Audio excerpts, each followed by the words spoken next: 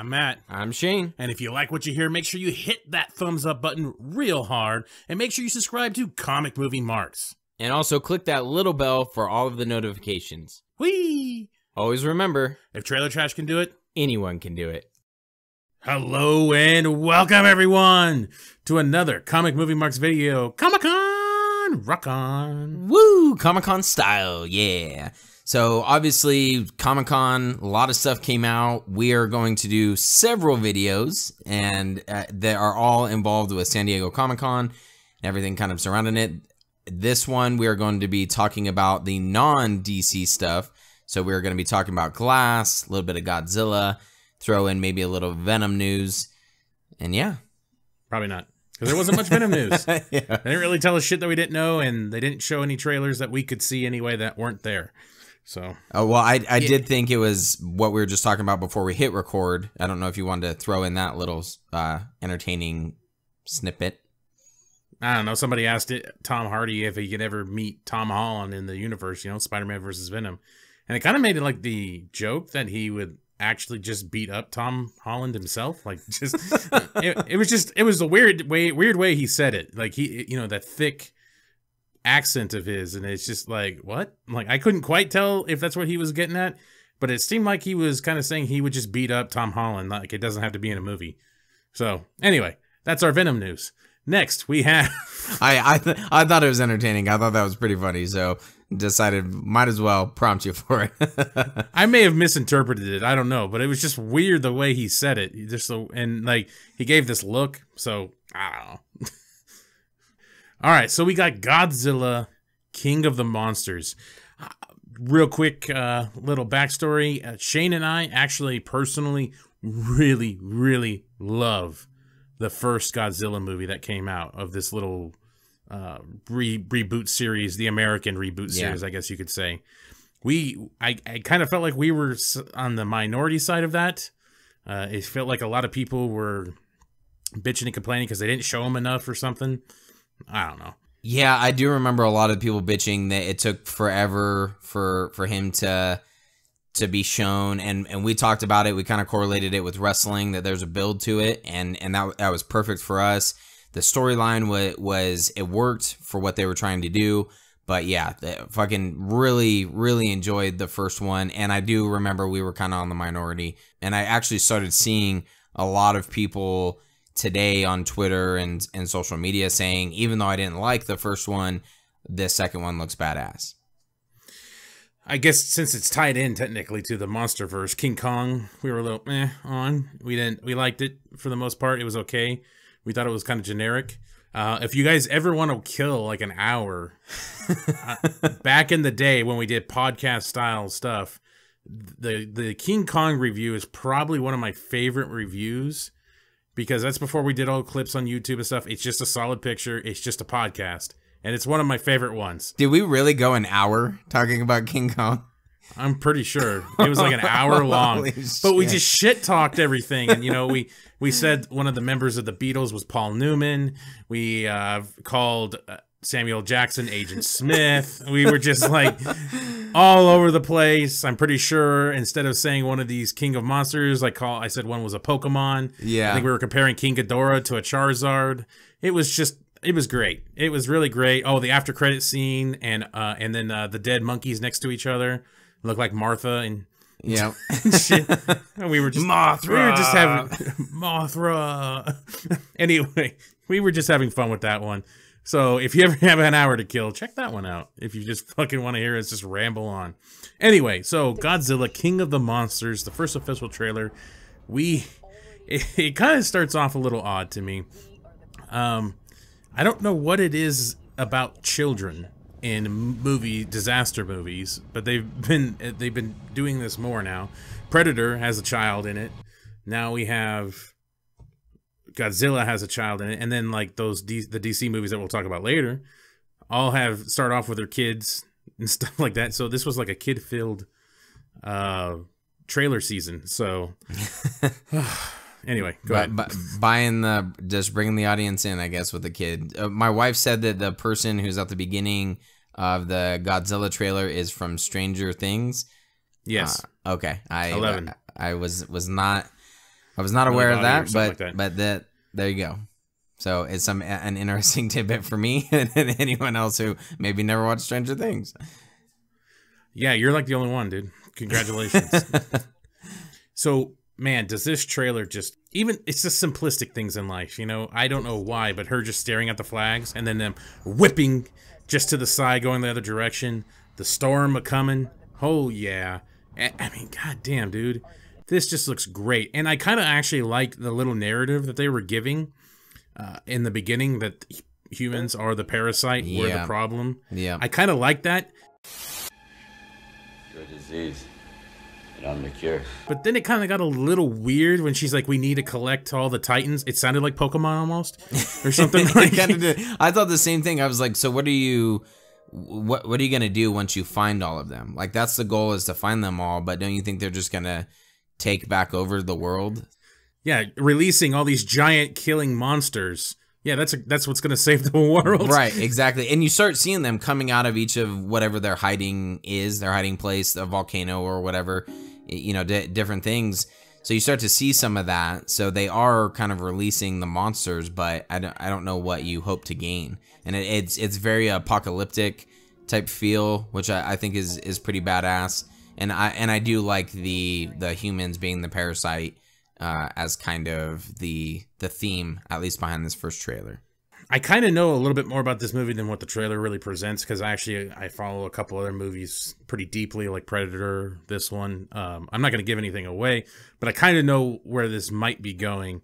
But again, the way the trailer represents it is that we're the problem, and we need to free these guys to fix the problem. But then you see like Rodin flying over a town, and it's just getting fucking wiped from just the power, the force of his flying. You know, that's one of his things.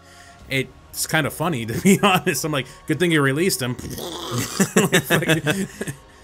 And then, of course, Mothra. Holy shit, that is like an epic beauty shot right there. Oh, man.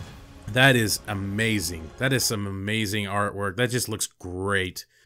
So I'm totally gonna butcher this director's name, but Michael Dougherty. All right, Michael D. Michael D. MD.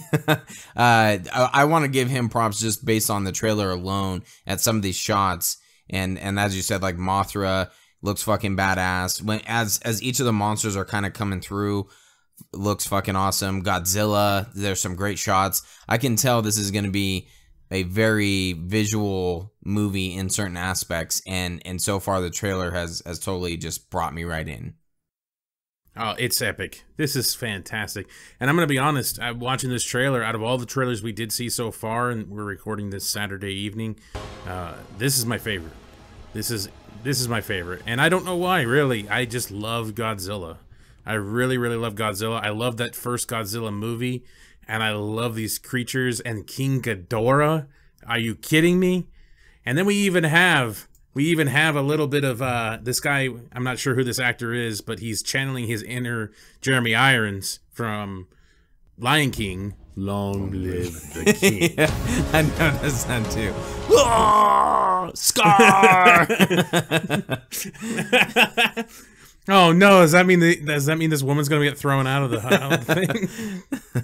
Anyway, it sucks that it's so far out, but this is gonna be epic. I don't know how though they're gonna be able to follow this up with King Kong versus Godzilla. I don't know if I really would give a shit for King Kong Godzilla. Oh, I know. King Kong. Yeah, at this point, holy shit. After you see Godzilla, more than likely he's gonna probably tussle with most of these characters in some manner. Maybe they all team up eventually, but eventually he's going to tussle with him in some manner. So I don't know if I really give a shit about King Kong afterwards. It feels like they did the backwards thing, you know. It's BVS, you know, you need two characters, and then you have the one at the end that's totally screwed up. Right. But they're going full monsters, and then they're going to go back down to two characters. But hey, either way, I'm going to see it. But it just kind of seems like when you have Godzilla more than likely against King Ghidorah, yeah, it's gonna be a tad bit hard to give a shit about King Kong, but we'll see. We'll have to wait and see.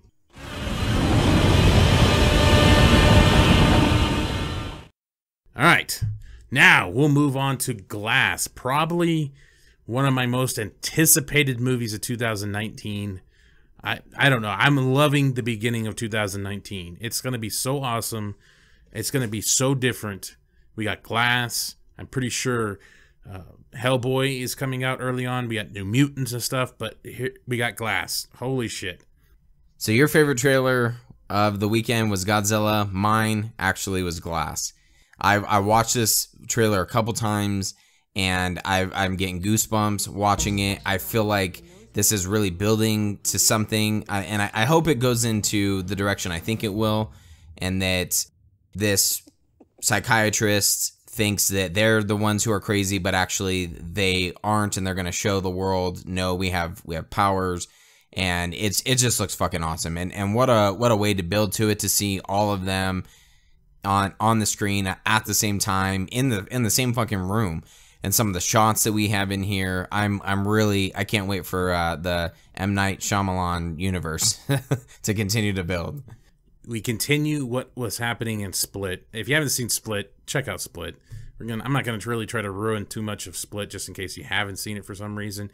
But one of the characters had a multiple identity disorder, and actually the identities were so powerful they could actually change the function of the body, which I found just to be a great premise. Oh, yeah. The fact that the mind can control so much of the body, because I kind of personally believe that the mind can control a lot. And you got James McAvoy just coming back. He stole Split. Like, it was all him. And he's back in this one. We got Bruce Willis and Samuel L. Jackson. I just don't know how you can't be pumped for this. Yes, it's more simplistic. Yes, there's not going to be much explosions or maybe any at all. But it just shows where the simplicity of this story could be, because it's so grounded, so very grounded, and it could somewhat be plausible. Yeah, absolutely. And I love what it leads you to think is that Glass is going to try to work with and possibly control and manipulate James McAvoy's character. And it sounds like that there's even more personalities that have developed or have started coming out, out of the woodwork. And maybe that's going to make that character, that beast or whatever, even more powerful. It's, there's just a lot of interesting concepts that they're really laying the groundwork. And I hope, from what I've read, that Split had to be successful in order for him, M. Night, to really want to develop his own little universe here. So I'm hoping that Glass is even more successful, and then maybe we can get something else, start incorporating. I love this concept. Very grounded. You have Bruce Willis' character that he's just rocking the fucking, poncho or whatever. It's his little heroes wear capes. Exactly. They wear ponchos. it's so simplistic, and it's just so well done. And I'm stoked for this. The color grading, some of the visuals we have, the dialogue that we've had, kind of the story, James McAvoy with Bruce Willis and Samuel L. Jackson. It's just, I can't wait. It looks so awesome. It truly does. I can't wait for this. Man, the end of this year, going into next year, it's just going to be awesome. We got Venom in October, then we got Aquaman in December, and then Split in January. Can't wait. It's going to be a great time. Yeah, absolutely. And on kind of the note of, me saying I hope this makes an impact, I just noticed as I'm looking at this on YouTube, 5 million views since it was released yesterday, and it's #2 still trending. So even though we've had all of these trailers that were released today, still #2. So I think it's making an impact, which is just fucking awesome. That's great. I hope so. Hope people give it a chance. Make sure, if you haven't seen Split or Unbreakable, go watch those movies. Go watch them. If you like superheroes, you have to watch them. In case I don't see you. Good afternoon, good evening, and good night. What do we call you, sir? First name, Mr. Last name, Glass. Congratulations, you made it to the end of the video. You're one of very few to make it to the end. Yes, thank you very much. Make sure you hit that like button and subscribe to Comic Movie Marks Podcast and hit the notification bell. All these fucking YouTube channels say this shit, so I'm going to say it now. Yes, it's perfect. And if you want to hear our full podcast, you can check out our podcast on iTunes or any other podcast subscription service. Make sure you subscribe. Thanks again.